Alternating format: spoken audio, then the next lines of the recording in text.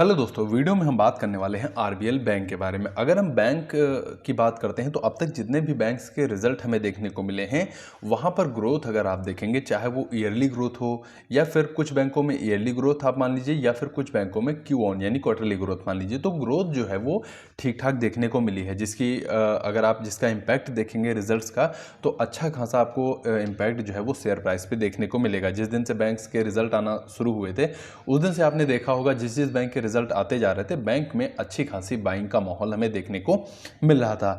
अब RBL bank के बारे में अगर हम बात करें तो यहाँ पर नंबर्स एक नज़र में आप देखेंगे तो ठीक ठाक देखने को मिले हैं, लेकिन जब आप डीप एनालिसिस करने वाले हैं तो यहाँ पर भी आपको कुछ ना कुछ नेगेटिव पॉइंट मिल जाएंगे। लेकिन अगर हम स्टॉक प्राइस की बात कर लेते हैं तो रिजल्ट के बाद से अगर आप देखेंगे अच्छा खासा यहाँ पर इम्प्रूवमेंट हमें स्टॉक प्राइस में देखने को मिला है।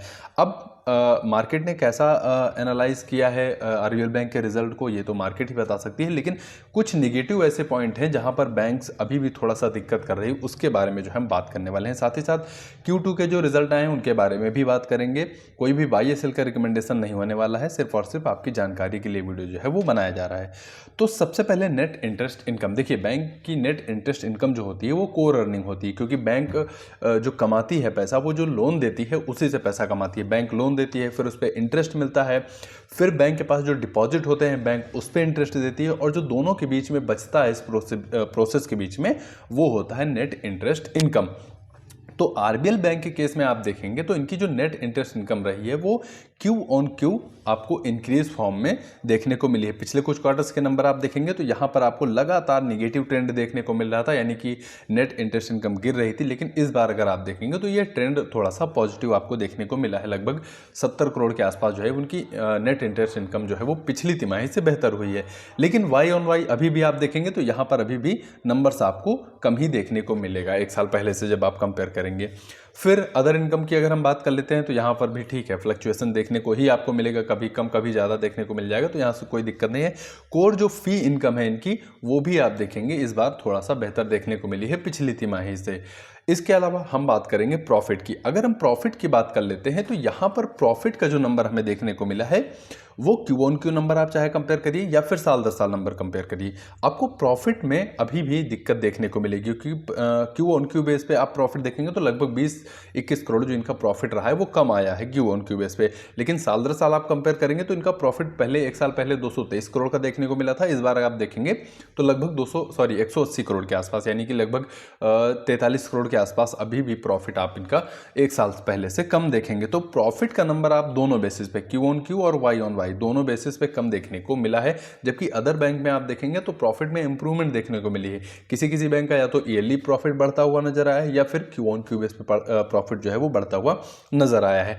अब एक चीज आप देखिए, इनका जो कॉस्ट टू इनकम रेशियो है वो क्यू ऑन क्यू बेस पे ठीक है, पिछली बार 72% के आसपास देखने को मिला था, लेकिन इस बार आप देखेंगे थोड़ा सा सुधार हुआ। लेकिन एक साल पहले की अपेक्षा अगर आप नंबर कंपेयर करेंगे तो अभी भी इनका कॉस्ट टू इनकम रेशियो जो है वो काफ़ी हाई देखने को मिल रहा है। कॉस्ट टू इनकम रेशियो को सिंपल में समझेंगे, मतलब किसी भी बैंक को 100 रुपये कमाने हैं तो 100 रुपये को कमाने के लिए बैंक को आप देखेंगे 70 रुपये जो है वो खर्च करने पड़ रहे हैं। इस तरह से मात्र बैंक के पास 30 रुपये ही बच रहे हैं। तो cost to income ratio bankings में जितना भी कम रहेगा वो बैंक के लिए ज़्यादा बेहतर जो है वो माना जाता है। फिर हम बात करें आरओई और आरओए के बारे में, तो आरओई अगर आप देखेंगे तो यहाँ पर भी नंबर आपको निगेटिव ही देखने को मिलेगा, चाहे आप साल दर साल कंपेयर करिए या फिर जो है Q on Q numbers compare करिए। तो यहाँ पर भी आपको अभी भी कोई ग्रोथ वाला चांस देखने को नहीं मिल रहा है। ना तो क्यू ऑन क्यू को बीट कर पाया है आरओई, ना ही वाई ऑन वाई नंबर्स को बीट करता हुआ नजर आया है। फिर अब चलते हैं एसेट क्वालिटी की तरफ, और एसेट क्वालिटी में अगर आप देखेंगे तो ग्रॉस एनपीए नंबर जरूर आपको कम देखने को मिलेगा, लेकिन नेट एनपीए अगर आप देखेंगे तो यहाँ पर थोड़ा सा नंबर्स में दिक्कत देखने को मिली है। अब नेट एनपीए की अगर हम बात करते हैं तो पिछले 3 क्वार्टर ले लीजिए, और 3 क्वार्टर से लगातार आप देखेंगे बैंक का जो नेट एनपीए रेशियो है वो आपको इंक्रीज होता हुआ नजर आएगा। Q4 के टाइम पे आप देखेंगे 0.29 था, फिर Q1 के नंबर आए 0.45% हुआ, और इस बार अगर आप देखेंगे तो 0.57% के आसपास देखने को मिला है। लेकिन ग्रॉस एनपीए में जरूर आप सुधार देखेंगे, चाहे क्यू ऑन क्यू देख लीजिए या फिर जो है वो वाई ऑन वाई बेस पे देख लीजिए। तो इस तरह से अगर आप देखेंगे तो बैंक्स को प्रॉफिट तो मिला है, प्रॉफिट का मतलब शेयर प्राइस में वो इम्पैक्ट तो पड़ा है रिजल्ट का, लेकिन मार्केट क्या आगे आने वाले समय में फिर से इसको जो है वही फिर से जितना इम्पैक्ट मिला है फिर से वही जीरो पे आता हुआ नज़र आएगा, लेकिन ये कुछ दिक्कतें हमें देखने को मिली हैं जो इनके रिजल्ट में हमें साफ दिख रही हैं। अब यहाँ पर पीसीआर की बात कर लेते हैं। तो ठीक है, पीसीआर रेशियो भी कोई ख़राब देखने को नहीं मिला, लगभग 76% के आसपास जो है वो पीसीआर कवरेज, जो इनका प्रोविज़न कवरेज रेशियो है वो भी ठीक है, यहाँ पर भी कोई विशेष दिक्कत नहीं मिली है। तो एक दिक्कत ये देखने को मिली कि नेट एनपीए लगातार इनका जो है वो बढ़ता हुआ चला जा रहा है। फिर नेट इंटरेस्ट मार्जिन, ठीक है, बैंकों में धीरे धीरे नेट इंटरेस्ट मार्जिन जो है वो सुधरता हुआ देखने को मिल रहा है, और यहाँ पर भी आप देखेंगे आरबीएल बैंक के केस में यहाँ पर क्यू ऑन क्यू बेस पे ठीक है पॉजिटिव संकेत हमें देखने को मिले हैं कि इनका जो नेट इंटरेस्ट मार्जिन है वो ठीक होता हुआ नज़र आ रहा है। तो यहाँ पर भी कोई विशेष दिक्कत हमें नहीं मिली है। अब आप देखेंगे जो इनकी नेट इंटरेस्ट इनकम है वो साल दर साल 4% कम हुई है, क्यू ऑन क्यू 5% बढ़ी है। तो यहाँ पर ठीक है, बैंक्स के फेवर में नंबर देखने को मिले हैं। अब ऐसे कौन से नंबर हैं जो फेवर में नहीं रहे? देखिए, ऑपरेटिंग प्रॉफिट की बात कर लेते हैं तो यहाँ पर 20% का downfall Y on Y base पे देखने को मिला है। और सबसे बड़ा निगेटिव पॉइंट ये है कि बैंक का नेट प्रॉफिट जो है आप देखिए ये नंबर रहा, साल दर साल 20% और क्यू ऑन क्यू 11% जो है वो कम होता हुआ नजर आया है। इसके अलावा प्रोविज़न की अगर हम बात कर लेते हैं तो बैंक ने इस बार अगर आप देखेंगे प्रोविज़न भी बढ़ाए हैं एक साल पहले से, पिछली तिमाही से 442 करोड़ का प्रोविज़न पिछली तिमाही में किया था, और इस बार आप देखेंगे लगभग 500 करोड़ का प्रोविज़न जो है वो बैंक ने बढ़ाया है। तो मतलब कहीं ना कहीं आप देखेंगे कि बैंक को ये अंदाजा है कि कुछ एनपीए जो है अमाउंट उनका जो लोन है वो एनपीए में जाने वाला है। इसके अलावा डिपॉजिट के बारे में अगर हम बात करें तो ठीक है, यहाँ पर ग्रोथ देखने को मिली है, साल दर साल नंबर्स बैंक के फेवर में रहे हैं। साथ ही साथ क्यू ऑन क्यू भी नंबर्स आप देखेंगे बैंक के फेवर में देखने को मिले हैं। 1,16,667 करोड़ इनका टोटल डिपॉजिट हमें देखने को मिलता है, जिसमें सबसे ज़्यादा अमाउंट जो है वो टर्म डिपॉजिट यानी फिक्स डिपॉजिट का लगभग 80,000 करोड़ के आसपास देखने को मिल जा रहा है। तो यहाँ पर कोई भी निगेटिव पॉइंट नहीं है, ठीक है।